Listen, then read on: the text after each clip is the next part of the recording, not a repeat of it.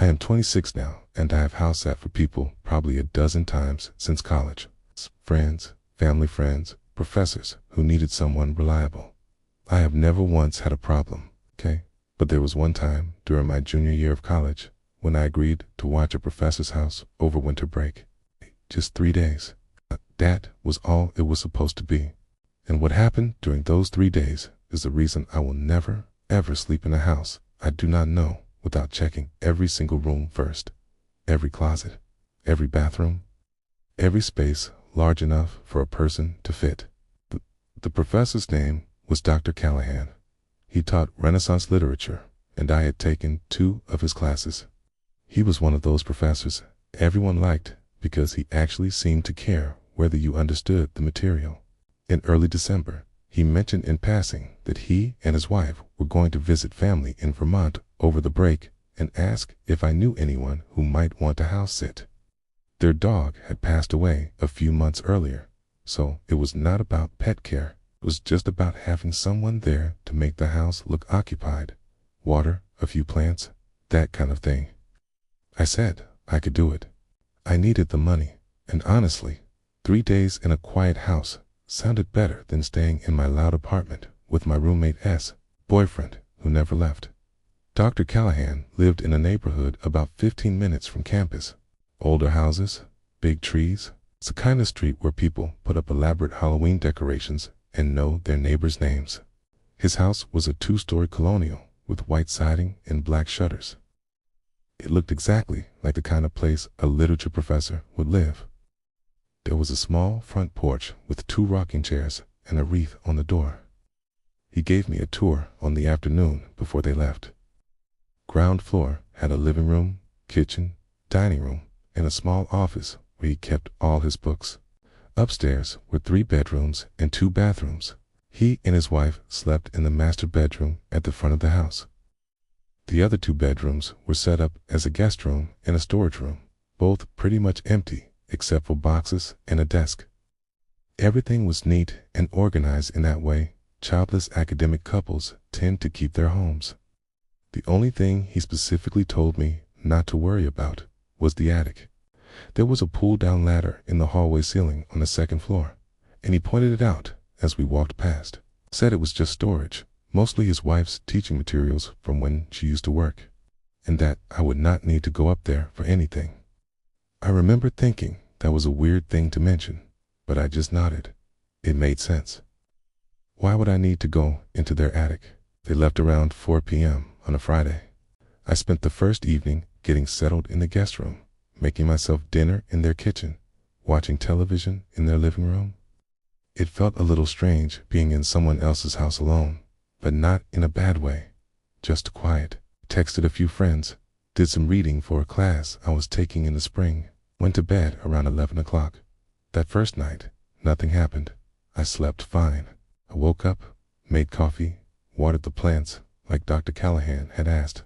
I spent most of Saturday reading and watching movies on their couch. It was exactly what I thought house sitting would be. Easy, boring, even. The second night was when I started to notice things. I had made pasta for dinner and left the leftovers in a container in the fridge. There was probably 2 servings worth. I went upstairs to read for a while, came back down around 10 p.m. to get some water, and when I opened the fridge, I saw the container. It looked like there was less in it than I remembered. Not dramatically less, just less. I stood there staring at it, trying to figure out if I was misremembering how much I had put away. I did that thing where you try to visualize the earlier moment, and I was pretty sure there had been more, okay? But I also thought, maybe I just made less than I thought. Maybe I ate more than I remembered. It was easy to dismiss. I went to bed that night around midnight. I remember lying there in the guest room in the dark and feeling like the house was too quiet. Not in a scary way. It's just in that way where you are used to hearing your roommate moving around or street noise or something. And this house had none of that. It was set back from the road, and the neighborhood was dead silent. I fell asleep fine. When I woke up the next morning, I went downstairs to make coffee. The kitchen looked normal. I poured cereal, sat at the table, opened my phone, okay? And then I noticed the chair across from me, one of the dining chairs. Okay, it was pulled out from the table at an odd angle, like someone had gotten up in a hurry and not pushed it back in. I stared at it. I had not sat in that chair the night before. I had sat in the chair I was sitting in now. I was sure of that, and I was the kind of person who pushed chairs in. I did it automatically. I did it at restaurants, at the library, everywhere. I got up and pushed the chair back in. I stood there looking at it. My brain did that thing where it tries to find a rational explanation. Maybe I had gotten up to get something from the kitchen and pulled that chair out without thinking. Maybe I bumped it walking past. Maybe it had been like that since the day before and I just had not noticed. But I did not really believe any of those explanations, but just did not have a better one. I spent most of that day feeling slightly uneasy without being able to explain why. Little things kept catching my attention. The bathroom door upstairs was open wider than I remembered leaving it. The hand towel in the kitchen was damp, even though I had not used it. Each time I found a reason it could be normal. I had opened the bathroom door wider and forgotten. I had used the towel to dry my hands and forgotten. Around 4 p.m., I went upstairs to take a shower. When I got to the second floor hallway, I smelled something. Not a bad smell exactly, just unfamiliar. It smelled like a person, like someone's deodorant or shampoo, but not mine. Not Dr. Callahan's either, which had a very specific old man aftershave smell that I had noticed during the tour. This was different, sharper. I stood in the hallway, trying to figure out where it was coming from, and I realized it was stronger near the attic access. I looked up at the pull-down ladder in the ceiling. It looked the same as it had 2 days ago when Dr. Callahan pointed it out. There was a small rope hanging from it, the kind you pull to release the ladder. I stood there staring at it, and for the first time, I felt actual fear, not panic. Just this low-level awareness that something was not right. I did not pull the ladder down. I did not know if that was a smart decision or a stupid one. Part of me wanted to check. Part of me absolutely did not want to know.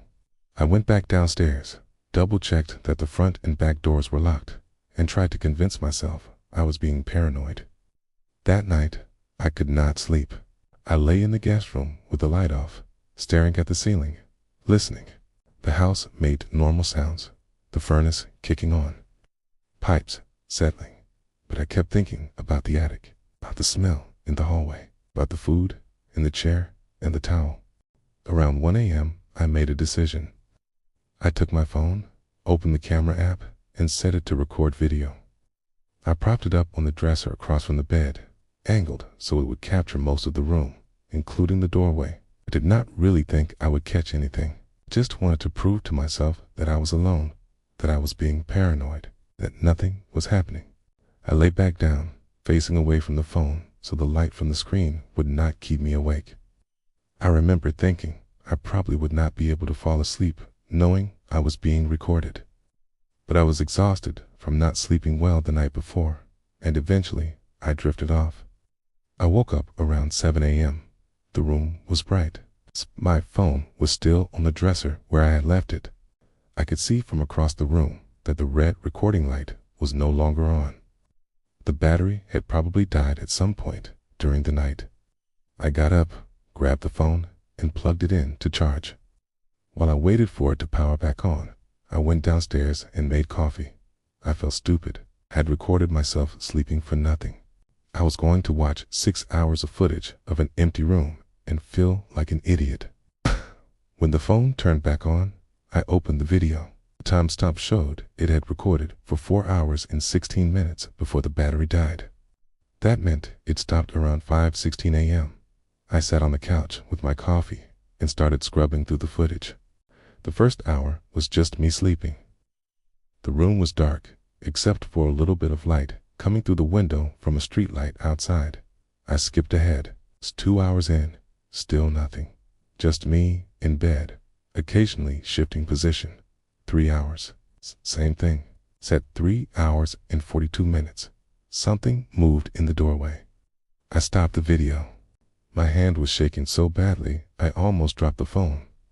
I backed it up 10 seconds and watched again. A shadow appeared in the doorway, then a shape, then a person. A man stepped into the room. He was tall, maybe 6 feet. He was wearing dark clothes, jeans, and a sweatshirt. I could not see his face clearly because the room was so dark, but I could see his outline, his posture. He stood in the doorway for maybe 10 seconds, just stood there, looking at me. Then he walked toward the bed. I watched myself sleeping on the screen, completely unaware. He stopped at the foot of the bed. He stood there. He did not move. He just stood there, looking down at me. I checked the time stamp. He stayed there for 11 minutes. 11 minutes. I could not breathe. I sat on the couch, staring at my phone, watching this man stand over me while I slept. At one point, he shifted his weight. At another point, he turned his head slightly, like he was looking at something else in the room. Yeah, but mostly, he just stood there, completely still. At the 10-minute mark, he leaned forward slightly. I could see his hand move. I thought he was going to touch me. I thought I was about to watch him do something to me while I slept, but he did not. He straightened back up. He stood there for another minute. Then he turned and walked out of the room. The video continued for another 34 minutes of me sleeping alone before the battery died. I sat on that couch, shaking, for probably 20 minutes before I could make myself move. When I finally did, the first thing I did was call 911. I told the operator I was house sitting and someone had been in the house. I told her I had video evidence. She told me to leave the house immediately and wait outside, and she sent police. I grabbed my things and went outside. I sat in my car in the driveway until the police arrived. 2 officers. They went through the whole house with me, standing on the front lawn. They checked every room, every closet. When they got to the 2nd floor, I told them about the attic. One of them pulled down the ladder and climbed up. He was up there for maybe 2 minutes. Oh, when he came back down, he told me someone had definitely been staying up there. There was a sleeping bag, empty food containers, water bottles, bucket in the corner. He said it looked like someone had been living up there for at least a few days, maybe longer. They asked if Dr. Callahan had mentioned anyone having access to the house. I said, no. They asked if I had noticed the attic door being opened at any point. I said no, but I also had not been checking. They took my phone to make a copy of the video. They took a statement. They told me they would contact Dr. Callahan. I called Dr. Callahan myself while I was sitting in my car. He did not answer. I left a voicemail asking him to call me back, that it was urgent. He called me back about an hour later. I told him what happened. There was a long silence on the other end of the phone. Then he said he had no idea anyone had been in the attic.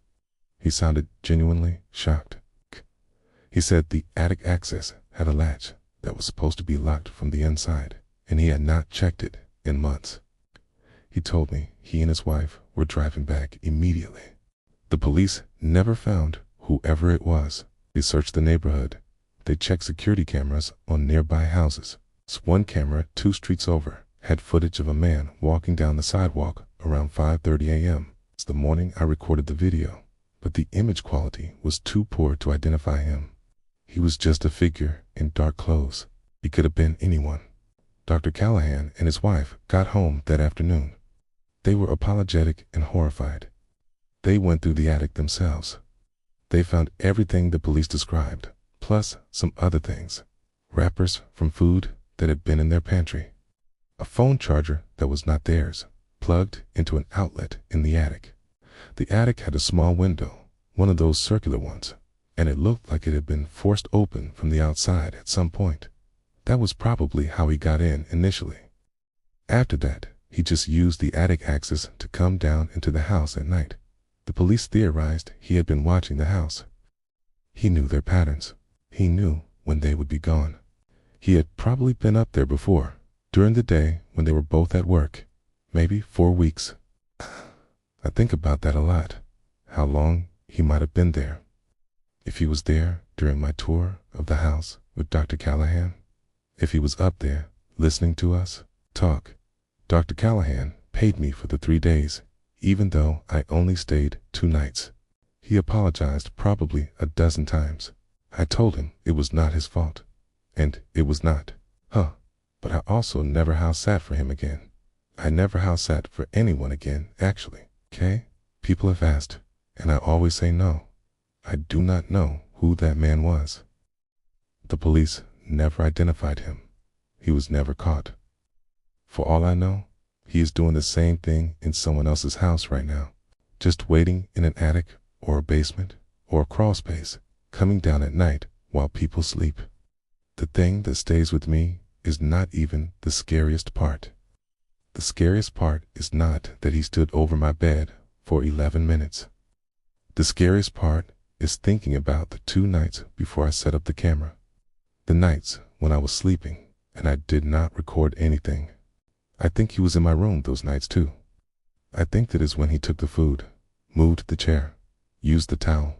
I think he was coming down every single night, standing there, watching me, and I had no idea. I still check every room before I sleep, even in my own apartment. I check closets, bathrooms, any door that could be hiding a space. My roommate thinks I am paranoid. Maybe I am, but I know what I saw on that video. I know what is possible. I know that someone can be in your house, in your room, standing over you while you sleep, and you will not know unless you are looking for them. I do not think I will ever stop checking.